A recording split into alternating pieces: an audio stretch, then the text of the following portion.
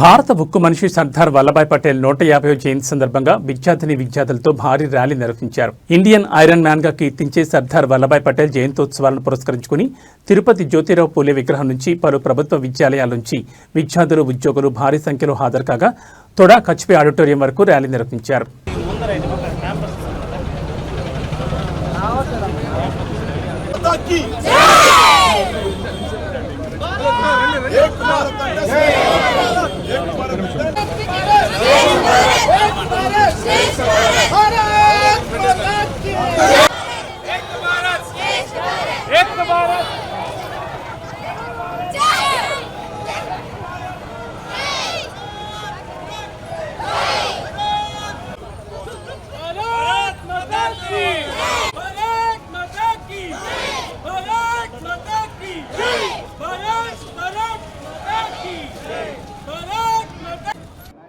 భారతదేశపు ఉక్కు మనిషి సర్దార్ వల్లభాయ్ పటేల్ గారి యొక్క 150వ జయంతిని పురస్కరించుకుని నరేంద్ర మోదీ గారి యొక్క నేతృత్వంలో కేంద్ర ప్రభుత్వం ఆధ్వర్యంలో ఇవాళ మై భారత్ దేశవ్యాప్తంగా యువకులను చైతన్యపరుస్తూ పటేల్ గారి యొక్క జీవిత విశేషాలను ఆదర్శంగా తీసుకొని ముందుకు వెళ్ళాలనేటువంటి పిలుపుతోటి ఇవాళ ఐక్యత యాత్రను ప్రారంభించడం జరిగింది.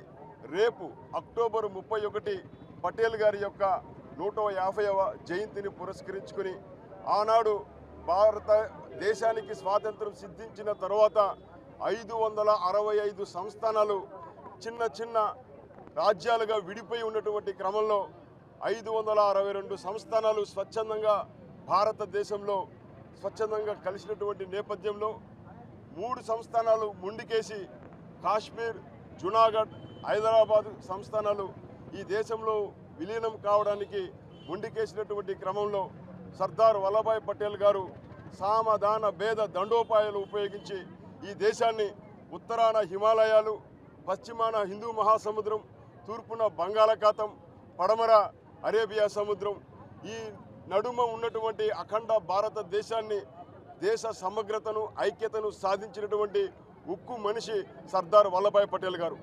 ఇవాళ సర్దార్ వల్లభాయ్ పటేల్ గారు ఆ రోజు ఈ సంస్థానాలను విలీనం చేయకుండా ఉంటే ఈ దేశం ముక్కలు చెక్కలై అంతర్గతంగా అనేక సమస్యలతో కొట్టుమిట్టాడాల్సిన దుస్థితి ఉండేది.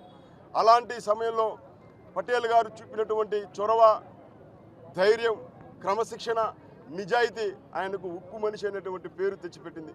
ఆయన అసలు శిష్యులైనటువంటి వారసులుగా ఇవాళ ప్రధానమంత్రి నరేంద్ర మోదీ గారు ఈ దేశాన్ని ఐక్యంగా ఉంచడంలో, చిన్న భిన్నం చేయడానికి చేస్తున్నటువంటి కుట్రలను ఛేదిస్తూ ముందుకు తీసుకెళ్తున్నటువంటి క్రమంలో మరొక్కసారి పటేల్ గారి యొక్క జీవితాన్ని ఆదర్శంగా తీసుకొని పరిపాలిస్తున్నటువంటి మోడీ గారి యొక్క ఆలోచనలు అందరికీ అనుసరణీయం.